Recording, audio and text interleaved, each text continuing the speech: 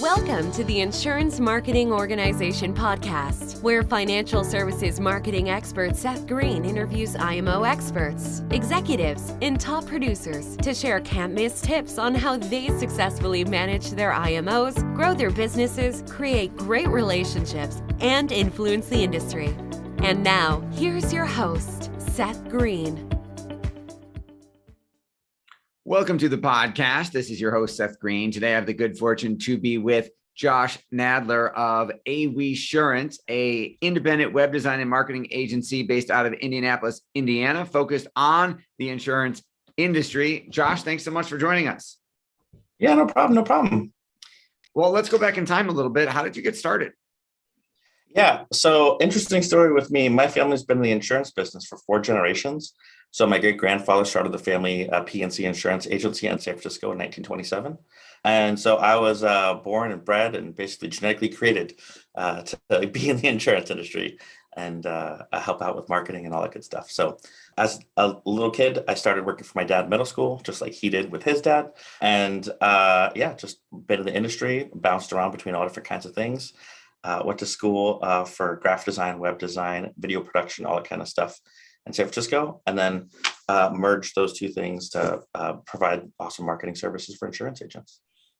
Awesome. And I'm sure the longer version of that story should be in a book somewhere. So you didn't go into the business in terms of staying a producer. You went onto the marketing side. What prompted that? Yeah, so I had a bunch of really cool, unique experiences because of sort of my parentage. But so my dad was part of a cluster, and I was interested to see how other agencies were stood up. So I shadowed all these different top agents like around in California, and learned that like the way that my dad was running his agency is the way that his grandfather was. So my great-grandfather was very old school, paper ledgers, lots of filing cabinets and all that. And I learned that there's much better ways to go about doing it. And so I figured I could affect the world in a more positive way by working with more insurance agencies across the board to help them with their marketing efforts than just being stuck in one agency. And how does your family feel about you helping out other agencies? There's pros and cons for sure, but it's like a rising tide raises all ships kind of a thing. So my little brother still works there. He's still in the family agency. So that name is being carried on and all of that. But I get to go out and pursue more fun and dynamic and interesting opportunities. Awesome. So let's dive into that. What are some of the biggest mistakes you see insurance agencies making when it comes to their marketing that you're helping them with? Yeah, I think not having a precise focus. All of my top performing agents have some sort of niche or some sort of specialty, whether that's just a regional expertise, a specific business line, an industry for commercial lines, something. So anything that makes them makes clients want to do business with them over and above anyone else in the same space is sort of, what I see people making those mistakes. And then how does your firm help solve those?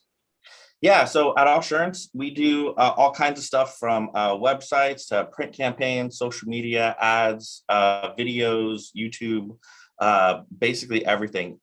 As somebody with ADHD and who's been doing this professionally for the last 18 years or something, I've gone into all these weird niches. I've done custom creations for customers like with chatbots and other integrations, but I would say everything sort of matters based on what your target demographic is. So if you specialize in insurance for real estate agents, what's going to matter for you is going to be totally different than if you're an insurance agent who specializes in pizza restaurants, as an example. And so figuring out where those audience members are and how to best communicate with them is we create customized solutions for that. Can you give some examples of some of those campaigns that you've kind of created for those insurance agents and agencies, and then kind of how they worked and the results? Because you've got some amazing performance. Yeah, thank you. One of the lowest hanging fruit that any agent can do, just to make this as helpful for everyone as possible, is remarketing campaigns. So those are the ones where you install a cookie onto your website with a little bit of code from Google. And then anytime a visitor visits your site, you can hit them with ads for up to 18 months as they visit other sites on the internet. And those ads can even be in mobile app games. And so anything that's part of the Google ad network, those ads can be shown on. So if you make video ads, they also can be part of that remarketing campaign. Because if somebody's already visited your website once, getting them back to get that quote request or that lead or whatever you're looking for, contact request, is really hard. And remarketing is basically heavy on the setup front, but then is super inexpensive, like between a quarter and $1 per click for those remarketing campaigns. So very inexpensive. Most of my customers, it only costs them between like $40 and $100 per month to keep those campaigns up and going based on the traffic that their general agency websites get. But the neat thing is, if you also running video ads on YouTube for your agency, then those video ads can run in those mobile app games. So if somebody's like playing Candy Crush and they got to like watch a 30-second ad for that bonus energy, it could be your ad. So your ad could be in all these cool spots. Another one of those, that pizza delivery client of mine, we did video ads, remarketing ads. So his target demographic was franchisee owners of like major national pizza chains. His ads were appearing on the Wall Street Journal, and they thought that he was spending tens of thousands of dollars to get these ads on these placements for these like really popular news sites. But like, I think he was spending something like $75 a month, and all that money is going straight towards Google for those ads. So that really helped elevate, his brand, and they thought that he was this gigantic player, and he is now years later. But when we first started off these campaigns, he was just, one guy in the space. So super, super not difficult to do, not particularly expensive, but if you've done all the work to drive somebody to your website, might as well make sure that they get back and you stay top of mind. Absolutely, 100%. What types of agencies are your ideal clients? P&C agents over, I would say, like life, health benefits can help those customers, but that tends to be harder to sort of niche out unless you're employee benefits sort of focused. But people who position themselves, I would say, as risk managers, as opposed to just insurance agents who want to see the broader picture and really help their clients like figure out how to mitigate risks and manage the risks. But we've worked with agencies that are as small as one person. We've worked with carriers and clusters and MGAs and other stuff. So like we can sort of scale. At the moment, AweSurance, there's 7 of us on the team here, but we're looking to grow as fast and rapidly as possible. So 2020 was like a big hit for everybody. We did some restructuring for the second half of 2020, and then 2021 was our best year that we've ever had. And so far, 2022 is on pace to even beat that. So anyone who could possibly help, we want to help. Well, congratulations on all of that. You've achieved a lot of success for your agency, for the growth, and for your clients. What's your biggest challenge now? Gosh, people management. So some of the people we work with are coaches, like in the insurance space and stuff like that, who help other insurance agents. And one of them, he does the 3 Ps. He talks about people, processes, and promotions. And for me, I'm stuck on the people. Processes and promotions, that's my wheelhouse. But learning to become a people manager and grow an organization in that way is just absolutely nuts.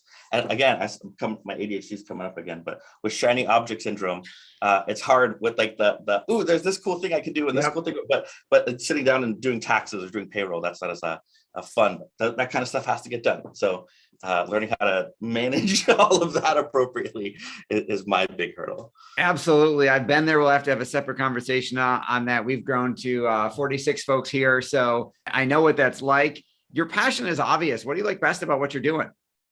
I love like helping people. I feel like my nerd flag's going to show here a little bit, but I feel like in a D&D sort of arrangement, I'm like sort of like a healer, and my insurance agent customers are like the front line, like knights and fighters and paladins and barbarians and all that stuff. And I'm just sitting in the back rows, just like throwing heal spells, like you could do it here, do this, or throwing debuffs at the villains to be like, oh, this is going to make it easier. So I feel like I'm like a support character here to help out. And the more people I can help, the more effective, my role is. So that's how I sort of people pleaser to the max. So I rising awesome. tide raises all ships. I love the analogy. I was playing with my son and daughter over the weekend. Oh, good. Oh, yeah, so you got it. I got it. For our folks who are watching and listening and want to learn more, where is the best place for them to go to learn more about you? Yeah, check out AweSurance. It's AweSurance.com. I took awesome and insurance and smooshed them together. I got it. I did not get it before when I saw it. I get it now. I appreciate the correction. You're advising clients every day. What's the best advice you've ever gotten? Best advice I've ever gotten? Probably like to just like stop worrying about what's going to happen in a week, in a month, in a year, and just do what needs to get done that's in front of you today. Another idiom, I apologize, I speak in idioms all the time, but you could drive from Los Angeles to New York in pitch black so long as you could see the distance of your headlights. So long as you just focus on that distance that your headlights can show, it doesn't matter if you get lost along the way or meander or whatever, eventually you keep going the right direction, you'll end up cross country. So that is great advice. That is a writer downer, folks. This has been Seth Greene with Josh Nadler from AweSurance.com. We know your time is incredibly valuable. Thank you so much for spending some of it with us. Thank you. Thanks, everyone. Look forward to talking to you soon. Thanks, everybody. We will see you or talk to you next time.